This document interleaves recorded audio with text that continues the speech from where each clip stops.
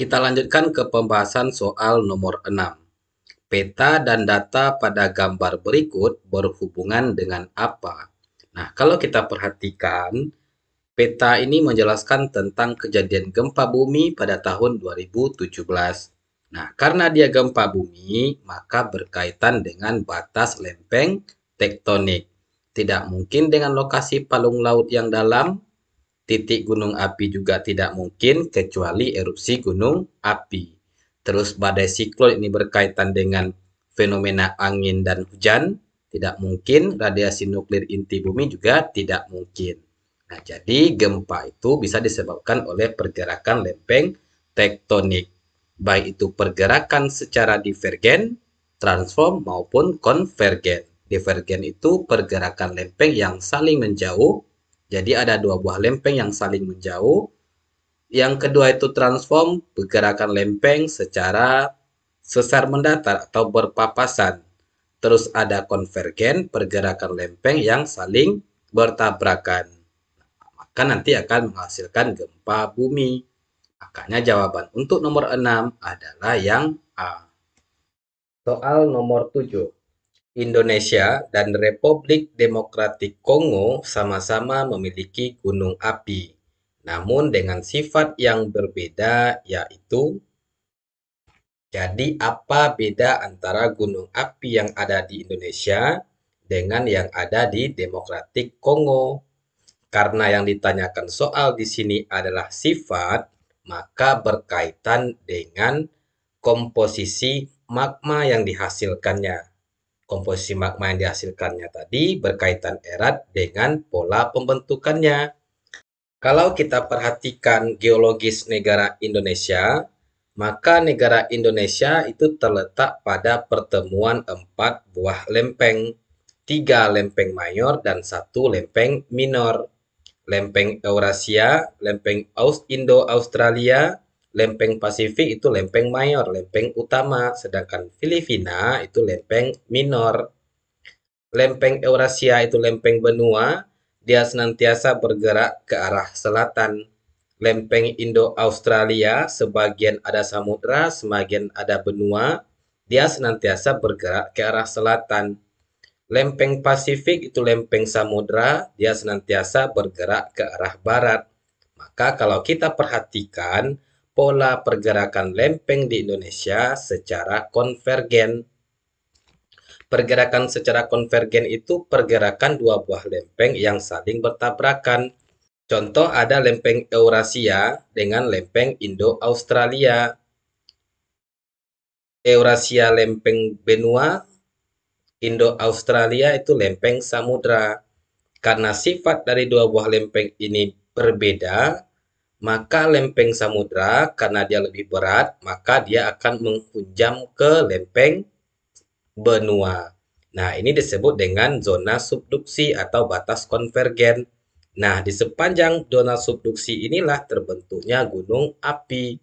Jadi dapat kita simpulkan kalau di Indonesia itu pola pembentukan gunung apinya secara konvergen. Kalau pola pembentukan gunung apinya secara konvergen, maka magma yang dihasilkannya itu lebih felsik atau lebih kental dan letusannya secara eksplosif. Sedangkan yang ada di Republik Kongo, gunung apinya itu terbentuk karena pergerakan lempeng secara divergen atau lempeng yang saling menjauh yang terjadi di sepanjang retakan Afrika Timur. Ini benua Afrika. Di sini ada Demokratik Kongo. Ini merupakan retakan di sepanjang Afrika Timur yang terbentuk akibat pola pergerakan lempeng secara divergen. Dua buah lempeng samudra yang saling menjauh. Sehingga magma yang dihasilkannya itu mafic atau lebih cair. Maka dari itu dapat kita eliminasi jawaban satu persatu. Gunung api Indonesia terbentuk akibat batas lempeng konvergen, benar. Sedangkan RDK divergen juga benar. Yang B, lava gunung api Indonesia bersifat ultramafik, lebih cair, itu salah. RDK felsik, ini salah terbalik. Yang C, jumlah gunung api aktif di Indonesia lebih sedikit, salah. Indonesia itu gunung api aktifnya lebih banyak karena dia jalur pegunungan. Sedangkan yang D, gunung api di Indonesia lebih sering erupsi dibandingkan RDK. Ini benar, tapi karena pertanyaan soal itu ke sifat, maka letusan gunung api atau erupsi gunung api lebih kepada frekuensi. Makanya yang D ini kurang tepat. Tapi penjelasannya benar.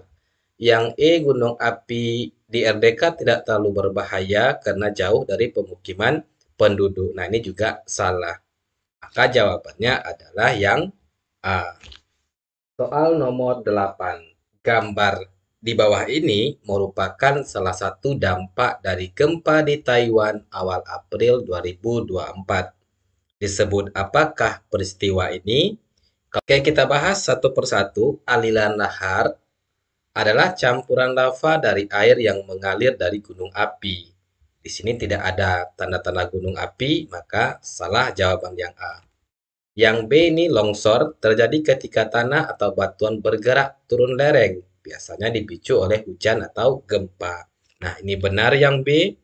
Yang C, amblesan adalah penurunan tanah yang disebabkan oleh aktivitas manusia atau proses alam. Nah, di sini tidak ada penurunan tanah. Jadi tanah yang turun dari lereng ini bukan amblesan namanya. Jadi amblesan itu kalau tanahnya di dataran ini kemudian turun, itu baru namanya amblesan. Sedangkan lubang runtuhan terbentuk ketika tanah runtuh akibat erosi di bawah permukaan. Nah, ini juga salah. Sedangkan likuifaksi itu hampir sama dengan amblesan. Maka kalau kita perhatikan gambar, jawabannya adalah yang B, longsor atau landslide. Soal nomor 9. Gambar di bawah ini merupakan tebing breksi di Yogyakarta yang kini menjadi tempat wisata yang cukup ramai dikunjungi warga. Ternyata batuan di tebing ini terdiri dari tuf lavili, breksi batu apung, dan fragmen arang. Bagaimanakah proses terbentuknya batuan di tebing breksi ini? Nah, batuan breksi adalah batuan yang berasal dari letusan gunung api yang sangat kuat atau secara eksplosif. Jadi ketika gunung api meletus, material yang terlontar keluar, yang terlempar berterbangan, dia akan menumpuk, membentuk batuan, namanya itu adalah batuan breksi. Maka jawaban untuk soal nomor 9 adalah yang B. Soal nomor 10, perubahan morfologi atau bentuk hilir sungai yang terjadi selama 5 tahun di samping dapat terjadi akibat hal-hal berikut kecuali. Nah, mana yang merupakan hilir atau mulut sungai? Hilir sungai adalah bagian akhir dari sungai tersebut. Artinya bagian yang dekat ke rawa atau bagian yang dekat ke pantai. Perubahan bentuk mulut atau hilir sungai itu dapat disebabkan oleh peningkatan curah hujan, terus letusan gunung api, peningkatan laju erosi batuan di wilayah hulu sungai, terus meningkatnya muatan atau sedimen sungai. Nah, 4 itu bisa menyebabkan perubahan bentuk dari hilir sungai. Mengapa demikian? Mari kita bahas. Peningkatan curah hujan itu dapat menyebabkan aliran sungai lebih deras, sehingga terjadi perubahan bentuk sungai. Terus letusan gunung api bisa menghasilkan material vulkanik yang terbawa ke sungai, sehingga mengubah bentuk dari sungai tersebut. Nah, di bagian peningkatan erosi di hulu, batuan yang terkikis di hulu akan terbawa ke hilir dan mempengaruhi bentuk sungai. Meningkatnya muatan sedimen, banyaknya sedimen yang terbawa arus bisa menumpuk di bagian hilir dan mengubah bentuknya. Sedangkan kenaikan muka air laut itu lebih berdampak pada wilayah pesisir atau daerah pantai, seperti menyebabkan abrasi, banjir rob, atau intrusi air laut ke daratan. Jadi jawaban nomor 10 adalah yang B. Kenaikan muka air laut tidak menyebabkan perubahan bentuk dari hilir sungai.